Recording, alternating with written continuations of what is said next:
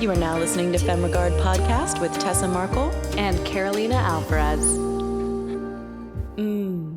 Femme. Welcome back, Femme Fam. Thank you always for being our loyal listeners. We love you guys. And of course, we have another awesome guest to bring you guys today. If you recall, I think it was season 1, we talked about some music things. And then last season, we had a music videographer. So we like to sprinkle in the music world a little bit. But today we're going to talk about the licensing, marketing kind of side of it, which we haven't really gotten into that much. So I'm excited to learn because me and Carolina have been trying to learn about this world for a while. Absolutely. It's a huge part of film. That's the music makes all the difference. And Yes. And getting the right soundtrack is going to almost make or break your vibe, your movie and what you're trying to do. So yeah, go ahead, Tessa. Cool. So today we have Johnny George. And if you want to tell our listeners just kind of a general what it is that you do. Sure. I work in music production and licensing, specifically for film trailers. So it's more on the marketing side, not so much in show or in film, like the score side of things, because that's a different budget altogether. Similar, they operate in a very similar way, but the marketing side is kept separately. So the work I've been doing for the last 6 years, and I recently left my company, but we do trailers specifically. Okay. And when you say that it's different worlds kind of, is it really just different in budget, or is it like a whole different ballgame? Well, it's handled differently. I mean, the trailers are handled by the marketing side of things, and sometimes they have a music team on the marketing side, and sometimes they just have a music team to cover everything. But the trailers and the advertising comes out of the marketing budget, as opposed to the actual film budget. So the score, where you'll find it in the film itself, that's part of the film budget. The trailer stuff, all the music and sound design that you hear in the trailers, that's all from the marketing budget. Gotcha. Makes sense. You're using the trailer to market the film, right? Yeah. And typically, in a lot of what I've experienced, the budgets, whatever the film budget is, they typically have.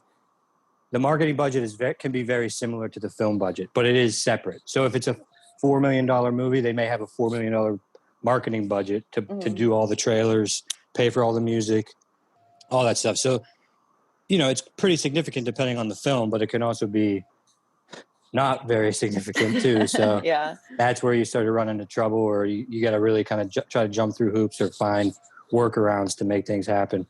Yeah. I mean, I think that's something a lot of people forget about if they haven't made a film before, is marketing is a whole nother thing that you really have to budget for ahead of time. Absolutely. And that's something that I do think about as a filmmaker, but yeah, having a separate music for the marketing side budget, I don't even know if that's a detail I would have thought of ahead of time. So it's definitely something to keep in mind. It's interesting. I mean, I don't know. I feel like music gets overlooked a lot. I mean, I even break it down. When I think about a wedding, if I'm going to a wedding, most people are more concerned about what are we going to have for dinner? What's the cake going to taste like? But not what's the music? What's the DJ? What's the band? Right. Because that's at the end of the day, after everyone's done eating and going through all that, they want to party. And if the music sucks and if the DJ sucks, it kills the whole vibe. Yeah. So with a film, it sells the movie. I mean, the music is there to sell and put people in those seats. So if you try to do a workaround or you cheap it out, I mean, sometimes you pay the price. Totally. Johnny, do you have a percentage that you would just throw out there for someone to kind of calculate in their budget for music? Is there a percentage number from your experience you would throw out there? I don't know. It didn't really work like that for us. I mean, the company that I worked for, we had our own music catalog. So we created a very extensive catalog of music and sound design. And by music, I mean, when you listen to a trailer, it's very epic, orchestral, really big sounding. So we have composers and a team of composers that would write that music, different styles, different genres, but just instrumental background music to sell a film campaign, from action adventure to horror to family fun, that sort of stuff. And then sound design, which is just basically sound effects, hits, whooshes, rises, and all of that stuff is priced there's just a pricing tier. There's a rate card that all that stuff is priced at. And so when it's used, when a trailer company uses that music in one of the trailer spots, once that cue sheet goes back to the studio, they then would contact me and I would do all the clearance. So I would clear and tell them how much it costs. And sometimes if it's too much, they'll have it replaced or they'll take it out entirely. But we basically just have a price card for all of our stuff. So it's tough to say, it's tough to give you a percentage on how much goes in the marketing side because I don't work on the studio level. We just have what we charge, and if they can afford it, they pay it. And if not, everything's a negotiation, but that's sort of what we stick to. Yeah. Do you think, go ahead. Yeah, I was just like, it's good. It's good to keep in mind too, that because like an action trailer is probably going to have a lot more sound effects. So you're going to get priced probably hit on all those different like crashes and explosions versus maybe like a rom-com thing where you really just have the soundtrack of pretty much. I mean, right? A lot of times they will layer, like if they take a song, let's say they take a commercial pop song, like a Katy Perry song, and they use it in the trailer, they're probably still going to use some sound design underneath it to kind of beef it up a little bit and make it a little bit more cinematic.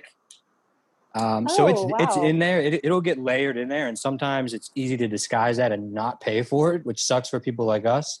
Yeah. But it's a big part of it. But yeah, you're right. I mean, action adventure stuff, the Marvel stuff. I mean, it's very sound design heavy. So that's been a really successful thing for the company that I work for. Is the sound design really kind of keeps the lights on. Yeah. Would you say, because I know we have done a lot of research into just like music licensing in general to be able to use in a film or a trailer or whatever, but just, to kind of buy the rights, I guess it would be called, outright. But would you say it's more efficient to go through a company like that is creating all of their own scores as opposed to like trying to search out, a song on the radio and get the rights to use that and all of that kind of stuff? Yeah, I mean, it depends on budget, really, because, you talk about a pop song or a commercial well-known song, you're looking at probably 6 figures to clear a song that big. And sometimes that could be like the master side alone, because with every song, there's a master side and there's a publishing side, and you have to clear both of them. So the master side will cost X amount of dollars. The publishing side will cost X amount of dollars. So the all-in fee for both, sometimes for a big commercial song, it could be upwards of $250,000 to $500,000 just to clear a song for 30 seconds use in a film trailer. Yeah. Whereas if you're using a library like where I was, it's significantly less expensive. It's sort of the middle ground between that and then going to like a cheaper, just like production library who just kind of cranks out stuff where you listen to it and you can hear that it's just not quite as quality. I mean, when we did orchestral stuff, we would hire a live orchestra and record a live orchestra. So it's those strings and those horns are very real. Yeah. Whereas some people will try to replicate it with software or they'll just play from a keyboard. And you could typically hear that. And those things are pretty cheap. And so it really comes down to what's your budget, what kind of quality music, sound design are you looking to have? It just really comes down to who's the creative behind it and what do they want it to look and feel like and how much do they want to spend. Makes sense. Do people usually come to you like with a finished trailer of everything except for sound, or do you kind of work with them like while they're creating the trailer? Like how much does that usually intertwine? We are, basically it starts at the studio level and then the studio will hire a trailer house, which is more or less like an advertising agency. They're the ones that are cutting the trailer. So those trailer companies are basically our direct clients. So it's our job to get all of our music and sound design and build relationships with everyone at the trailer house level. That's editors, that's music supervisors, producers, creative directors. It's our job to get our music and sound design in their hands. And as they're cutting a spot, we just want to make sure that our stuff is getting used in that spot. So we don't typically see anything creatively while it's happening. Okay. They'll just pick from our library. So, building and having relationships with all of those people is important because we want to stay on their radar. And we want to make sure that our name and our music is at the top of their mind when they're cutting a specific spot. And then once that spot locks and they deliver it to the studio, they'll typically deliver it with a cue sheet. And the cue sheet will have all the music and sound design that they used in that spot. And then the studio will typically go through that and clear everything through me, and I'll price it out. And then that's sort of how it works. Sometimes they'll, they want to do like a custom piece of music, and they'll hit us up and they'll give us a brief of what they're working on, what they need. And then we'll kind of create something on spec for them as they go. But it's rare. It's very rare that we cut anything to picture. Okay. That makes sense. Yeah, you're most likely than just getting the product and taking it from there and filling it in, like you said. Like, yeah, I mean, they don't want us to have at this level. If they can keep picture out of our hands, they will, just because it's so confidential. Especially like the big budget films, they don't want anyone to know about that stuff. Yeah. So it's hard to get, for security purposes. They don't want anyone to have their hands on it outside of the trailer company. Yeah. No, that makes sense. It is so funny though with stuff like that, because everything has to be so confidential for, so many things in entertainment, but it's like, well, all these people have to have their hands on it to help create it, but they can't know anything about what they're creating. And it's like for an actor, when you go to an audition and it's an NDA and you don't even know the name of the product or what it is, you're going into audition for it. Like, it's always so funny to me, and I get why it happens, but yeah. Yeah, it's crazy. I mean, like, to think about this industry, it's, what it comes down to at the end of the day is like there could be like 7 different trailer companies working on a trailer for the same exact movie, and everyone will cut a spot and they'll send it to the studio, and then the studio will basically have a focus group where like they'll target some people that they're going to see a movie in the same vein as this film coming out. They'll play all 7 trailers and they'll ask the people in the focus group which trailer they like the best.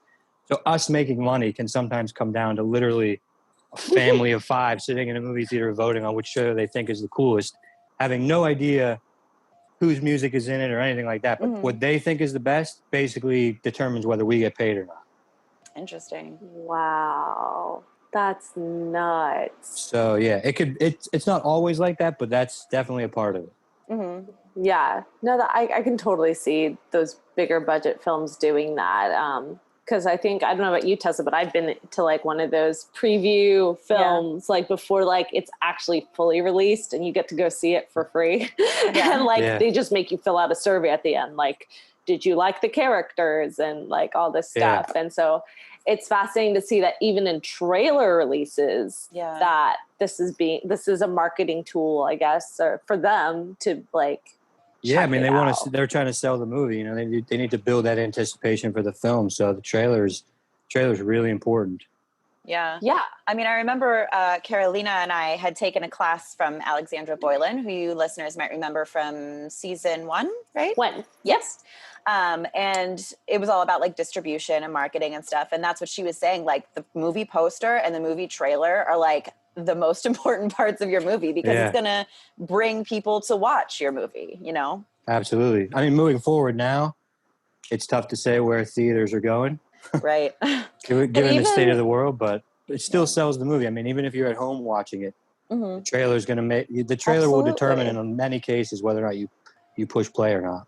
Yeah. I think even for like a self-distribution thing, like even trying to cut some sort of trailer to promote your work, like that's something I would probably do even if you're like self-distributing. So that way people get, excited and want to rent it. Like if it's on Amazon or wherever you're having it, I think that's like, I think that's something that shouldn't be overlooked. And still, even right now with everything going on, I think you can still find ways, which I'm curious about, like, because of the climate and everything. Is it still like for an independent filmmaker, because that's mostly a lot of our listeners and our audience. Do you think there is like a really like set budget that you should probably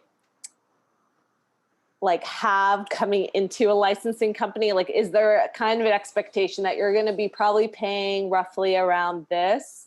Or is there stuff that you licensing companies such as the one you worked for can really kind of help cater to independent, low budget filmmakers?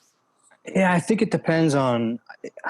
I mean, my personal experience. I think it just depends on who you're dealing with. I mean, there are some libraries like the library I worked for, which is technically considered a premium music company. You can. I mean, if a company like the one I work for wanted to work with a small budget film, like we work with smaller budget stuff all the time. I mean, Okay. it's we set our own prices. So if we wanted to cut the price to help somebody out for a project they were doing, it's totally something we could do.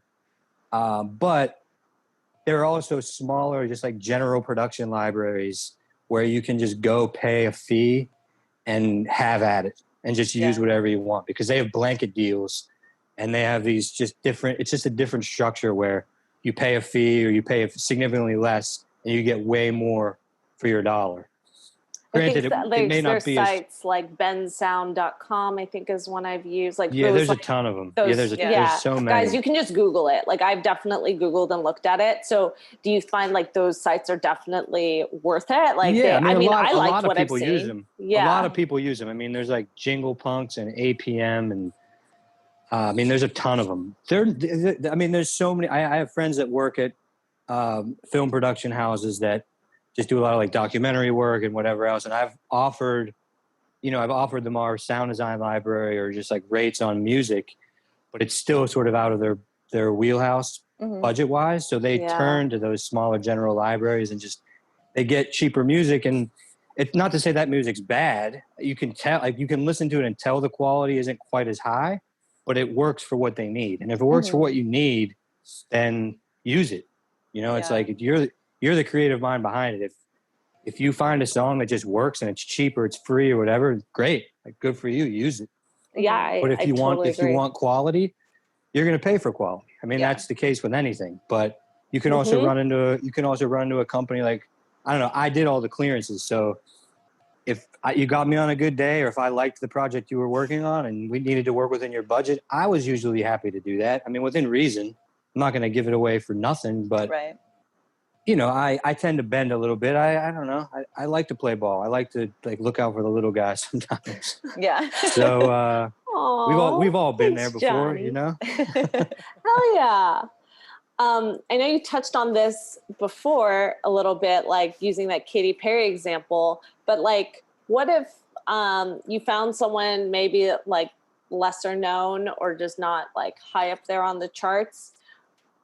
Is it still probably going to be six figures? I know it's like you probably can't, it really does depend on the artist, but everything's case by case, right? It's like the artists that are represented by record labels and major publishing companies. Yeah. If you get someone that's on Universal Music, they have a sync licensing department, and they're probably a little bit less likely to negotiate for smaller budget stuff. I mean, they probably have a price tag for their artists that's pretty high. And it also depends on what are the media rights that you're looking for. If you're looking for all media, which is like literally anywhere you want to use it, online, theatrical, TV, broadcast, whatever, those fees are way higher. If your media rights are like online only for X amount of time, so the prices fluctuate with how you're using the song.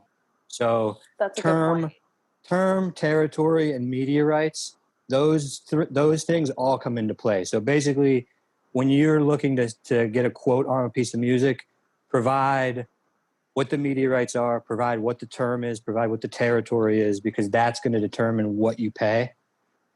If you don't stipulate that stuff, they'll probably ask you, and if they don't, they're just going to quote it as all media worldwide in perpetuity, which is forever and ever. Right. And that's where that's where they're going to gouge you on price. But you can find artists that are cheaper. I mean, it's still case by case, but you'll find artists that are a few grand. You'll find artists that are 15 grand, 20 grand, all the way up. It just depends on, if an artist represents their own publishing, if they represent their own music, they may be a little bit easier to negotiate with. Because that's what I was going to say. Like, don't you have to, if they are represented by like a company like Universal, like you're paying for not just their rights, but like all the producers as well? Like, is that why the fee just kind of racks up? Because Sometimes, yeah. I mean, you think about a lot of hip hop. Hip hop has so many samples in it. So hip hop has so many writers. If you researched a hip hop song, I'm trying to think of one off the top of my head that's like, there's a few that are really difficult, but there's just so many writers. There's so many samples that they use in the beat, and all that stuff has to clear. So if there's 7 different writers and each writer has their own publishing entity, you have to clear it with all of those parties before you can use it. And everyone's going to quote it at a different rate. So that's where I feel for music supervisors. I mean, I took a class in music supervision, and that's something that I'm like highly interested in. Yeah. And it can be super easy clearance, like one stop, like where the company I work for was one stop. We control our masters, we control our publishing. But when you want to clear a bigger song, it could be a Katy Perry song for all we know. I use her as an example. It's a guilty pleasure of mine. I love it. But like, she probably has writers, she probably has multiple writers on those songs. So all of them have to be cleared. And when a company like a Universal or whoever owns her catalog, everyone has to get paid. Everyone has to eat. So it could drive the fee up. It may not, but it's really a case by case thing. But that certainly has a part in it. Okay. Yeah. I wanted our listeners to be aware of that, because that's something we kind of, when we were looking into getting a song once, we were like, oh, there's 7 people in this band, or how many it was. Yeah. Like, we And knew we're it was like- going to be expensive, but not so complicated. We didn't realize Yeah. it was this complex. Like, you literally have to get cleared by like all these different people. And so I love that you brought up the hip hop example, because that's also like all those samples. Like, you don't really think about, like, I wouldn't have thought that you had to clear the samples. I just thought, like, if the artist is using the sample, then it's okay. Yeah, I mean, you would like to think that when the artist puts the song out, that they clear the rights to the sample before they even put it out. And a lot of artists do. Some don't. And that just turns the clearance process into a nightmare. You just you're chasing people around. Sometimes you're working on a deadline where you have to clear 10 songs, 20 songs, 30 songs by next week. And now you have to send out emails or phone calls to all these artists, publishing companies. And when a song has 10 different writers and one of them lives in Costa Rica and just chills and does nothing all day and doesn't even have access to their email, but you're just waiting on them, it's like, it can be a nightmare. Yeah, Music clearance can be a nightmare. It could be super easy, but it could be a total nightmare. I can see that. And that's something you want to get into, though, Johnny Moore? Like, is that, what's your next phase? What are you excited about? That's what I'm trying to figure out. I mean, I like the licensing world and sync. I've done it for the last 6 years, and I work specifically on the clearance and operation side. So the company I work for, I did all the clearances. I issued all the licenses. I did all the business, like the accounts payable, accounts receivable, all the dirty work. Yeah. I did all that stuff so that our creative team could focus on the creative side of it.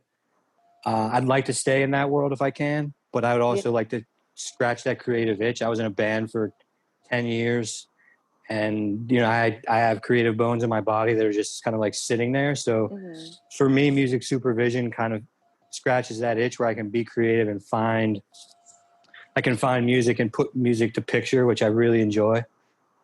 Yeah, that sounds like fun. Yeah, yeah, like it's cool. I mean, like because I said, it's creative. Yeah, it's creative. I mean, aside from the clearance process, it's nice that I learned on the clearance side, so I understand the clearance side of it first, and now I bring in the creative element, and it kind of helps my knowledge.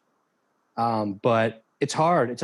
Like, music supervision is a difficult one to get into, because you either start at the bottom where you're talking to college kids who are putting out student projects that have no budget and they need someone to music supervise their thing. And it's like, I can't really do it for free right now. I'm too old for that. I need to survive. I live in LA. right. But I also need to make a name for myself if I want to get into that world. So it could be a tough cookie to crack, but I would like to explore it a little bit.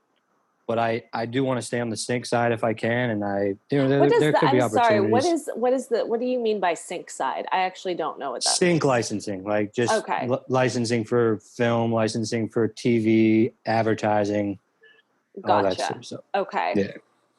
Cool. Sorry for that. I should have explained that. All deeper. good vocabulary words. All these cool words. I don't know.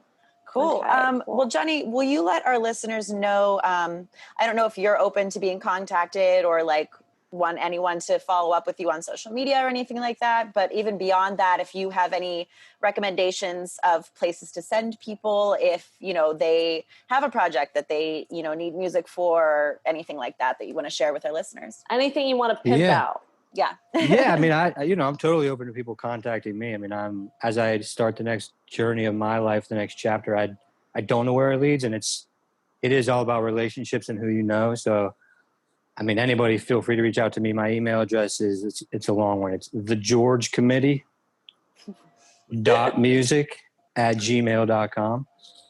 Great. Amazing. And I actually just started, like, I'm a huge golf fanatic. I love the game of golf. Many people would just think it's a snooze fest.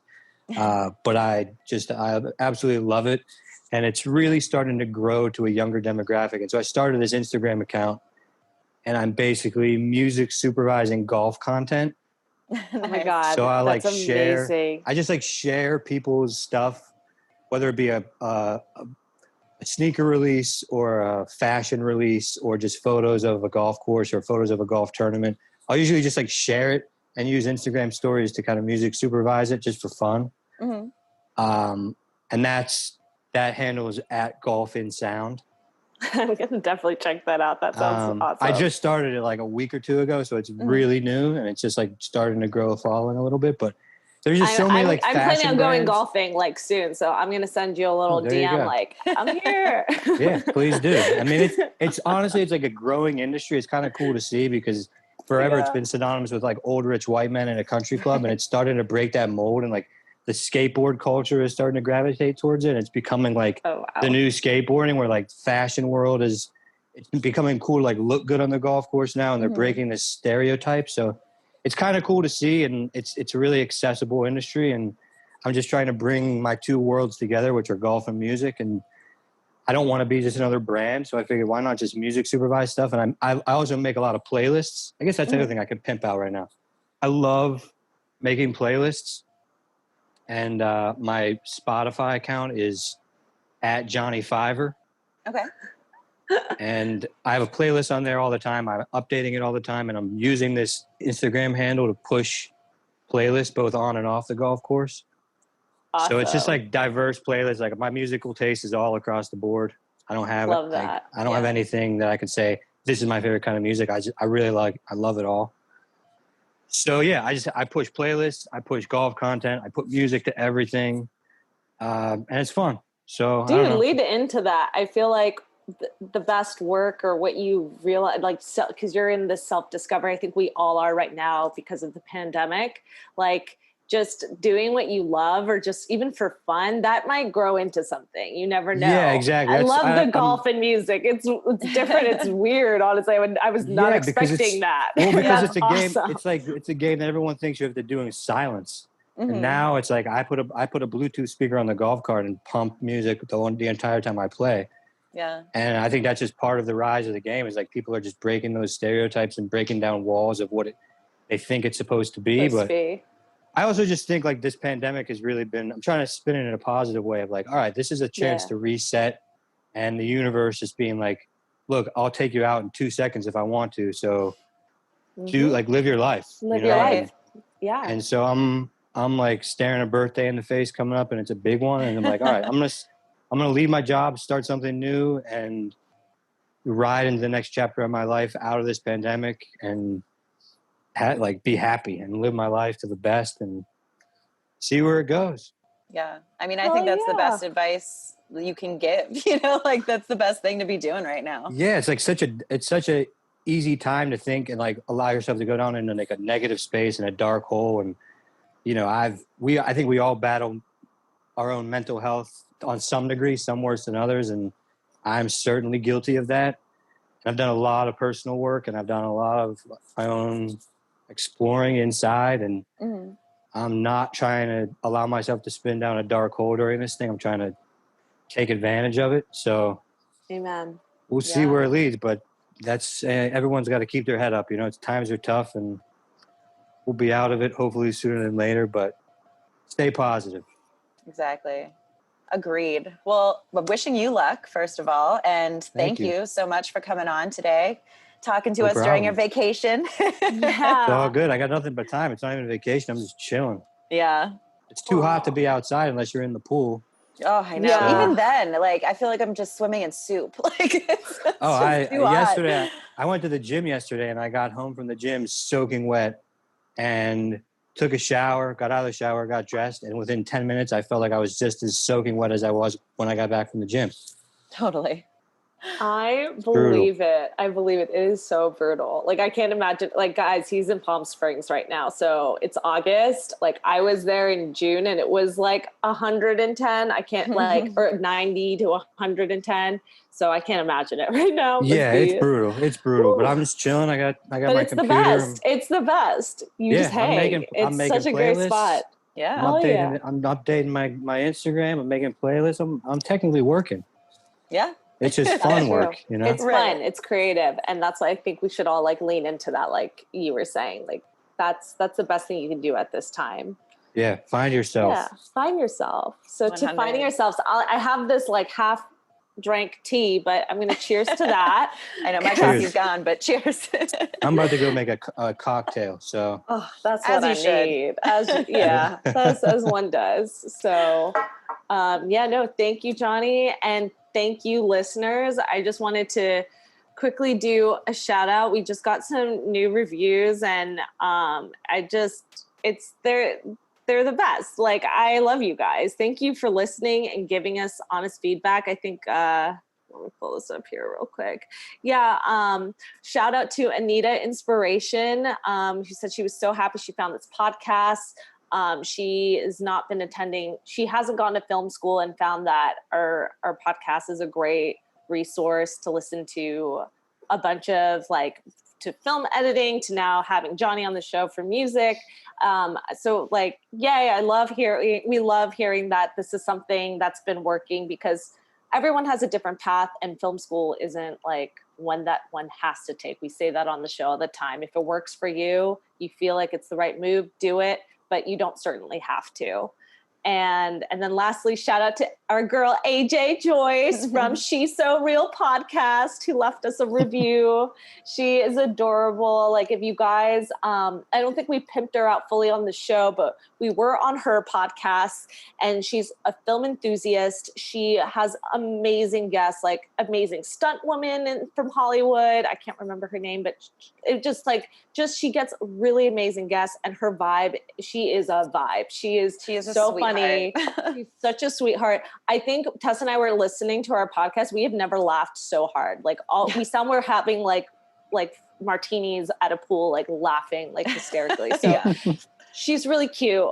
So guys, we love hearing the feedback. So again, it only helps us know we're doing the damn thing and we're doing it well. So please leave us a review. But thank you guys. And I wanted to leave it on that note. And thank you, Johnny. Right. Thanks for listening to all of that. And let's stay connected. Let's. It's good to know that we have a friend in this world.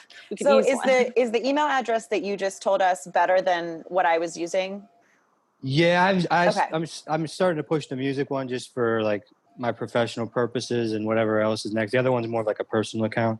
Okay. Can I have that one again, please? I want to write it down. It's the George Committee .music@gmail.com. Cool. The George Committee is also my personal Instagram, which I don't use quite as much anymore, but okay. Awesome. Well, thank you so much. Enjoy your cocktail. Absolutely. Enjoy Palm Springs. I shall. Thank you. Yeah, I'm jealous. I look forward to listening to the podcast. Thanks for listening to Femme Regard Podcast. If you like what you hear, tune in next time for more tips on the filmmaking business and insightful conversations with industry professionals over tea. We can only grow with your support, so please subscribe, share, rate, and give us a 5-star review on Apple Podcast. If you leave us a great comment, we might give you a shout out on the show. For more on us, check us out at femregard.com.